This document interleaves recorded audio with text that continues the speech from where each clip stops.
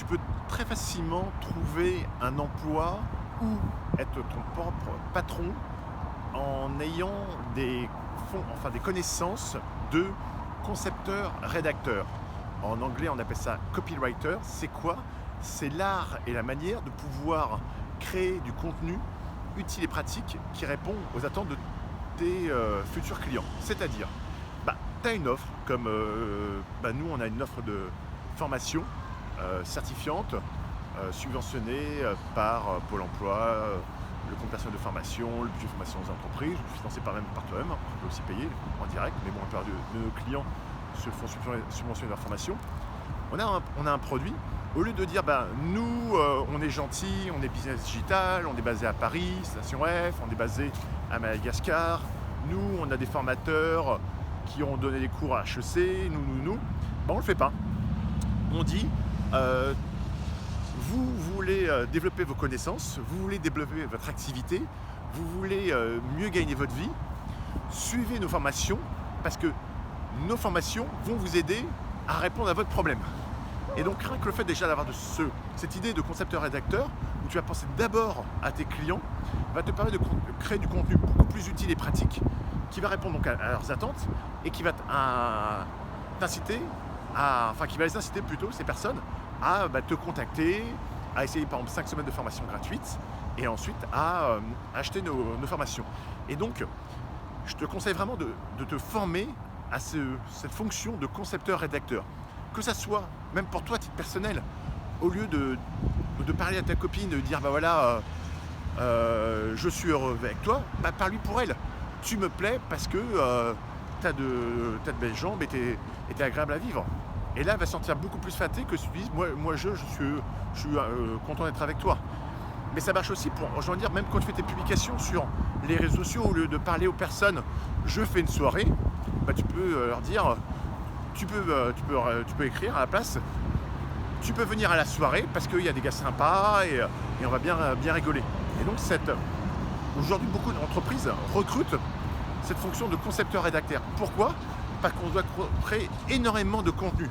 On est vraiment dans une période de production intensive de photos, de textes, de vidéos qui sont consommés quasiment en 24 heures et qui après sont jetés dans ces stories et dans ce méandre de contenu qui se perd. Et donc on doit passer notre temps vraiment à créer du contenu. En fait, il y a aussi beaucoup de publicité que tu dois faire où tu vas faire ce qu'on appelle de l'A/B testing. L'A/B testing, c'est vraiment, tu mets en place plusieurs publicités. Donc par exemple, pour vendre nos formations, des fois on met en place des dizaines de textes et de vidéos différentes. Et en fonction de cela, on va tester quel est celle qui a la meilleure accroche, là où les personnes vont plus facilement cliquer pour voir le contenu au complet. Ensuite, passer à la prochaine étape, ce qu'on appelle un call to action. La prochaine action qui va être éventuellement de s'inscrire à la formation gratuite et ensuite de passer à l'action pour, par exemple, nous acheter un guide à 5 € et ensuite éventuellement se faire subventionner la formation complète par les différentes aides de l'État pour se former. Et donc ce process de passer d'étape à étape va être en créant énormément de contenu utile et pratique.